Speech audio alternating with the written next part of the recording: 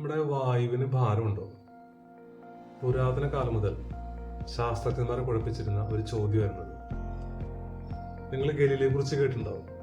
ഗലീലിയുടെ ശിഷ്യനായിരുന്ന ടൊറസെല്ലിയുടെ ചില പരീക്ഷണങ്ങൾ വായുവിന് ഭാരമുണ്ട് എന്ന് തെളിയിച്ചിരുന്നു. പക്ഷെ അന്നത്തെ ശാസ്ത്രജ്ഞന്മാർ അത് വിശ്വസിക്കാൻ തയ്യാറായിരുന്നില്ല. അങ്ങനെ ഇരിക്കുകയാണ് ഈ വിശ്വാസങ്ങളെയൊക്കെ തകിടം മറിച്ചുകൊണ്ട് ഒരു ശാസ്ത്രജ്ഞൻ മുന്നിലേക്ക് വരുന്നത്. 1627 ഈ മഹാന്റെ ജനനം. ഒരു പ്രഭുകുമാരനായിട്ടാണ് അദ്ദേഹം ജനിക്കുന്നത്. ഇംഗ്ലണ്ടിലാണ് ജന്മസ്ഥലം. ഈ പ്രഭുകുമാരനായി ജനിച്ചത് കൊണ്ട് തന്നെ അദ്ദേഹത്തിന് പണത്തിന് യാതൊരു ബുദ്ധിമുട്ടുണ്ടായിരുന്നില്ല. പൊതുവെ നമ്മൾ ചില ശാസ്ത്രജ്ഞന്മാരെ കുറിച്ച് പറയുമ്പോൾ പറയാറുണ്ട്, മഹാനായ ഈ ശാസ്ത്രജ്ഞന് ചെറുപ്പകാലത്തിൽ പഠിക്കാൻ ആവശ്യമായ പണമോ സൗകര്യങ്ങളോ ഒന്നും ഉണ്ടായിരുന്നില്ല, എന്നിട്ടും അദ്ദേഹം ശാസ്ത്രജ്ഞനായെന്നൊക്കെ പറയാറുണ്ട്. പക്ഷെ ഈ ശാസ്ത്രജ്ഞനെ സംബന്ധിച്ച് അതിൻ്റെതായ യാതൊരു ബുദ്ധിമുട്ടുണ്ടായിരുന്നില്ല. 14-ാമത്തെ വയസ്സിൽ അദ്ദേഹത്തിന്റെ അച്ഛൻ മരിച്ചു. മരിക്കുന്ന സമയത്ത് ഇംഗ്ലണ്ടിലും അയർലൻഡിലും ഒക്കെ ആയിട്ട് സ്വത്തുക്കളും എസ്റ്റേറ്റുകളും പിന്നെ ഭവനങ്ങളൊക്കെ നൽകിക്കൊണ്ടാണ് അദ്ദേഹത്തിന്റെ പിതാവ് മരിക്കുന്നത്. മാത്രമല്ല, ഗവൺമെന്റിന്റെ സഹായത്തോടു കൂടി പല രാജ്യങ്ങളിൽ വിദ്യാഭ്യാസ പര്യടനം നടത്താനുള്ള ഒരു സാഹചര്യം അദ്ദേഹത്തിന് ലഭിച്ചു. ഈ വിദ്യാഭ്യാസ പര്യടനത്തിലാണ് ശാസ്ത്രത്തിനോടുള്ള അദ്ദേഹത്തിന്റെ ആസക്തി വർദ്ധിക്കുന്നത്. മാത്രമല്ല, ഈ പര്യടനത്തിൽ തന്നെയാണ് ഇറ്റലിയിലെ ഫ്ലോറൻസിൽ വെച്ച് ഗലീലിയോ കാണാനും അദ്ദേഹത്തോട് സംസാരിക്കാനും അദ്ദേഹത്തിന്റെ പരീക്ഷണങ്ങളൊക്കെ നേരിട്ട് കാണാനുള്ള അവസരം അദ്ദേഹത്തിന് ലഭിക്കുന്നത്.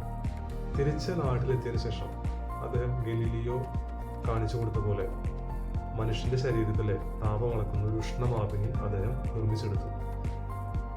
ഈ വായുവിന് ഭാരമുണ്ടെന്ന് ചുമ്മാ പറഞ്ഞിട്ട് കാര്യമില്ലല്ലോ, അത് തെളിയിക്കണമല്ലോ. അതിന് അദ്ദേഹം ഒരു വാക്യൂം പമ്പ് നിർമ്മിച്ചെടുത്തു. എന്നിട്ട് അദ്ദേഹം ഒരു കണ്ണാടി കുഴലിലേക്ക് താൻ നിർമ്മിച്ചെടുത്ത വാക്യൂം പമ്പ് ഘടിപ്പിച്ചിട്ട് ഒരു പിസ്റ്റൺ ഉപയോഗിച്ച് അതിനുള്ളിലെ വായുവിനെ മുഴുവൻ നീക്കം ചെയ്തു. എന്നിട്ട് അദ്ദേഹം വായു നീക്കം ചെയ്യുന്നതിന് മുമ്പും അതിനുശേഷമുള്ള ഭാരവ്യത്യാസം കണ്ടു. അങ്ങനെ വായുവിന് ഭാരമുണ്ട് എന്ന് തെളിയിച്ചു. ആ മഹാപ്രതിഭയാണ് റോബർട്ട് ബോയിൽ. ഈ വാക്യൂം പമ്പ് ഉപയോഗിച്ച് അദ്ദേഹം മറ്റൊരു കാര്യം കൂടി തെളിയിച്ചു. ഒരു കണ്ണാടി ഭരണിയിൽ ഒരു ഘടികാരം കെട്ടിത്തൂക്കി അതിനുശേഷം അതിൽ നിന്ന് ക്രമേണയായി വായു പുറത്തേക്ക് നീക്കം ചെയ്തു.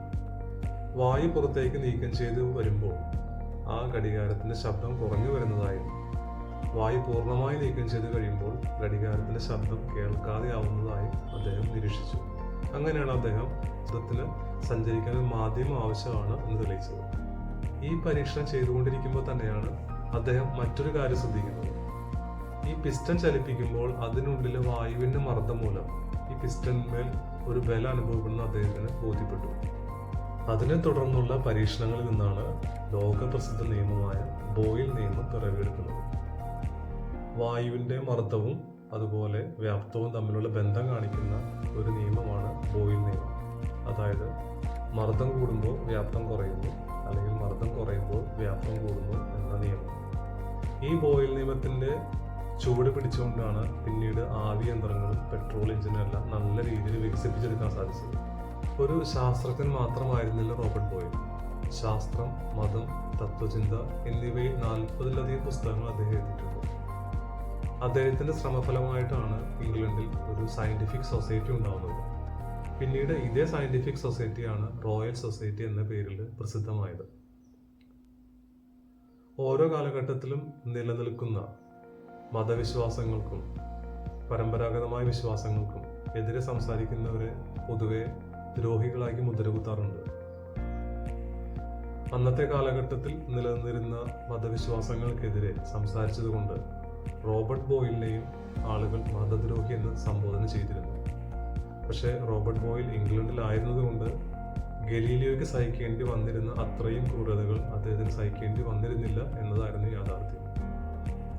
So, Robert Boyle, who is known as the father of modern chemistry, is also a real hero.